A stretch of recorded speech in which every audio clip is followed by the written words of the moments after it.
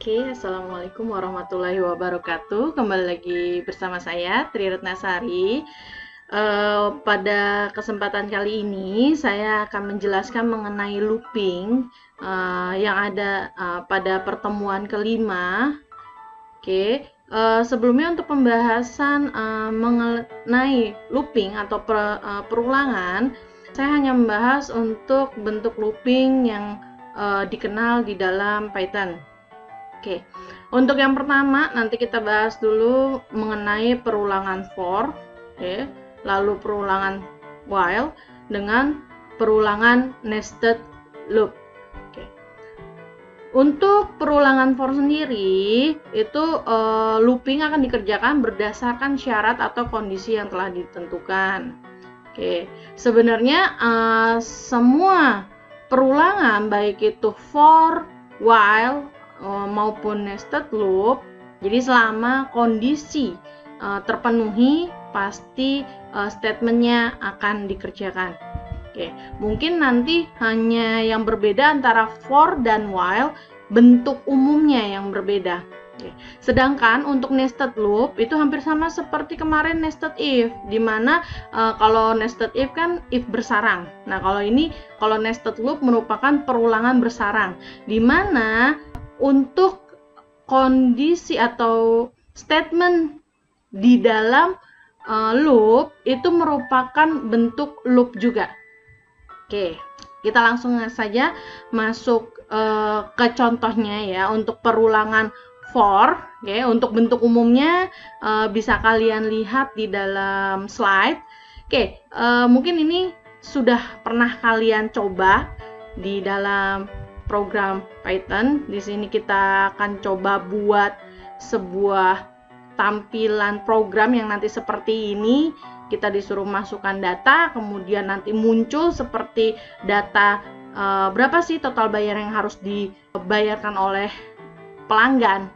Kita lihat dulu untuk programnya. Di sini saya buat untuk pengenalan variabel dulu. Untuk list kode dan list jumlah merupakan variabel array, namun dikosongkan untuk nilainya. Ini untuk tampilan. Ini untuk input, banyak jenisnya berapa. Nah ini ditampilkan data ke i plus 1. Itu maksudnya i biasanya perulangan itu dimulai dari angka nilai awal itu adalah 0. Berarti i plus 1 itu sama dengan 1. List kode titik append itu sama saja, kita memberikan list kode, memberikan nilai pada list di sini. Kita gunakan perintah append, dengan kita wakilkan dengan variabel kode. Di sini untuk perulangannya sendiri kita menggunakan for, di mana statementnya berbentuk pengkondisian if.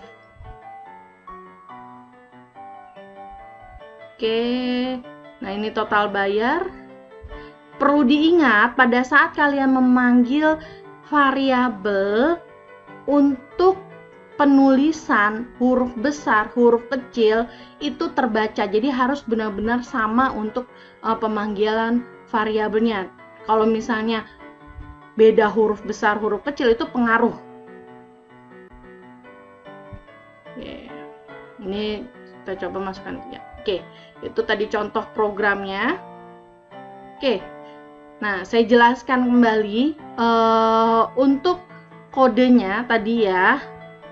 Yang mana sih yang bentuknya itu perulangan for? Untuk bentuk for-nya sendiri, bentuk loop-nya sendiri, ini pertama itu ada di bagian atas, di mana kondisinya ini kan for i variable in range banyak jenis. Jadi untuk syaratnya adalah i dilakukan perulangan mulai dari i sampai dengan banyaknya jenis. Jadi I itu kan nilai perulangannya. Pasti kalau misalnya nilai perulangannya pertama itu I itu pasti selalu 0. Ingat, nilai angka itu dimulai dari angka 0. Oke. Makanya kenapa bukan dimulai dari angka 1. Kalau misalnya dimulai dari angka 1, kita hitung 1, 2, 3, 4, 5, 6, 7, 8, 9 pasti 11 gitu. Padahal kan enggak. Kalau misalnya kita dari angka 0, 0, 1, 2, 3, 4, 5, 6, 7, 8, 9. Oke, 9 itu angka ke-10. Ya. Oke, lanjut. Oke. Di sini untuk statementnya yang tadi saya katakan berupa penginputan data, di mana penginputan data untuk kode kita input, nanti listnya kita simpan, kita simpan listnya ke dalam list kode. Nah, ini kita berikan perintah append di sini. Lanjut, untuk yang kedua yaitu perulangan di bagian bawah. Nah, ini gunanya untuk menampilkan. Kalau tadi sebelumnya yang bagian atas ini untuk penginputan data, penyimpanan data. Nah, yang di bagian bawah untuk menampilkan dari hasil yang sudah kita input.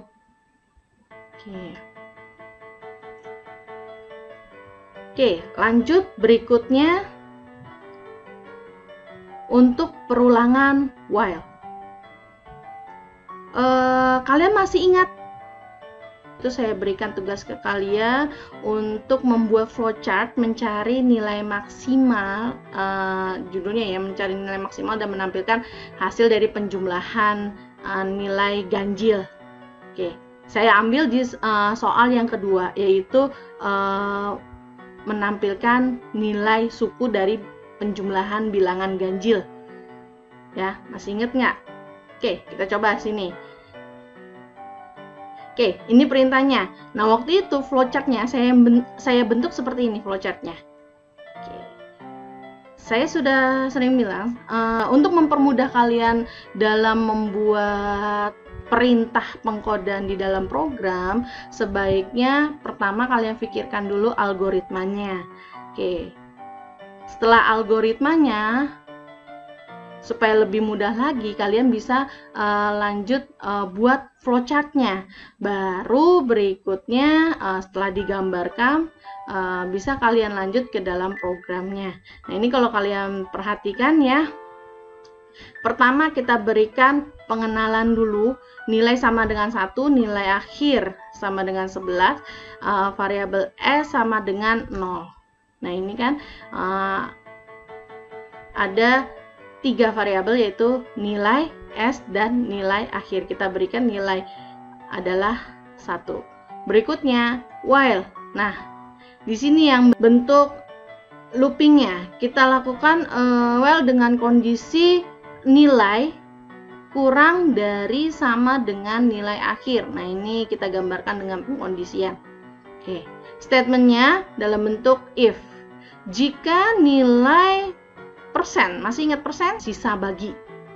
Oke, sama dengan 1, maka jika ya, dia masuk ke, ada 2 ini. S sama dengan S ditambah nilai, dan nilai sama dengan nilai ditambah 1. Tapi kalau tidak, masuknya adalah nilai sama dengan nilai ditambah 1.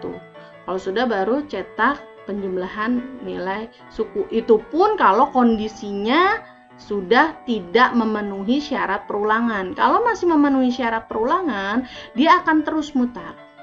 Oke, akan kembali mutar. Oke. Nah, di sini yang tadi saya katakan, untuk bentuk dari looping while itu seperti ini. Kalau sini saya bentuk statementnya berupa if. Lanjut. Nah, ini contoh untuk programnya.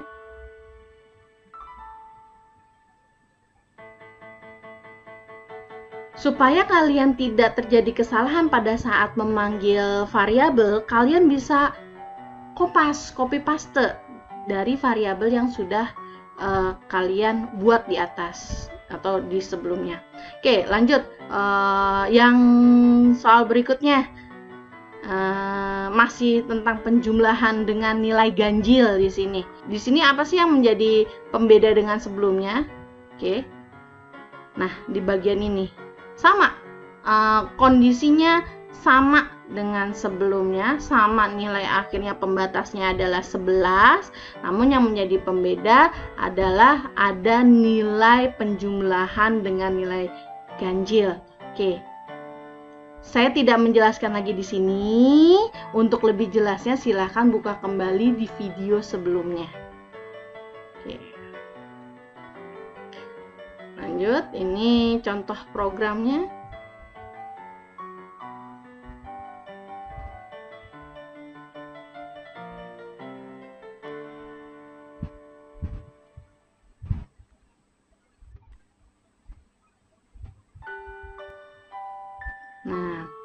Nah, sekarang masuk ke nested loop. Oke, nested loop. Tadi saya sudah katakan nested loop itu berarti perulangan bersarang. Mau itu kalian menggunakan for bisa, menggunakan while pun juga bisa. Oke. Bedanya apa? Bedanya adalah yang menjadi statement, yang menjadi pernyataan itu dalam bentuk looping juga. Oke, contoh di sini. Oke. Saya loopingnya menggunakan for, bentuk umumnya sama. Oke. Bentuk umumnya sama. Ini for awal ya, untuk syaratnya. Kemudian masuk ke statementnya. Nah, ini statementnya dalam bentuk for juga. Oke. Baru nanti jika terpenuhi, oke, dia akan melaksanakan statement yang ada di dalam statementnya. Oke, ini untuk baris dan kolom. Oke, ini baris, ini untuk kolomnya, ini untuk perintah perpindahan. Oke, kenaikan. Kalau reverse di sini ini ya, mengembalikan iterator yang berisi sequence dengan urutan terbalik. Karena di sini saya ingin mencetak bentuk segitiga, oke, supaya tidak terbalik, maka ujungnya tuh pipi ya. Makanya kenapa di sini saya balik nilai urutannya. Oke. Sedangkan for yang paling bawah, nah ini for biasa, ini tidak masuk ke dalam nested loop. Yang paling bawah nih yang for i in range 21. Nah, ini cuma untuk melakukan penutupan segitiga, ditutup di line di bagian bawah. Oke. Ini untuk contohnya.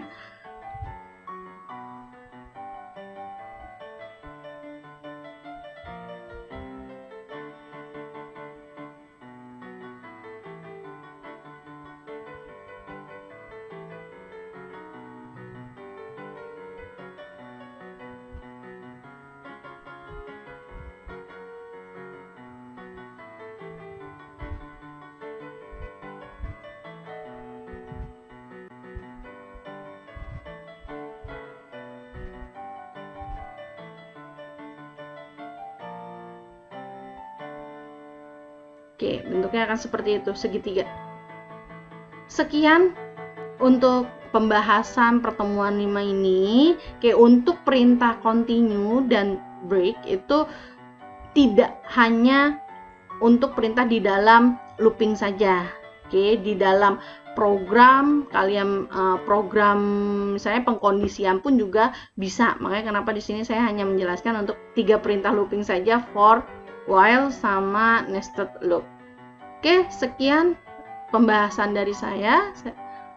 Terima kasih telah menyaksikan. Wassalamualaikum warahmatullahi wabarakatuh.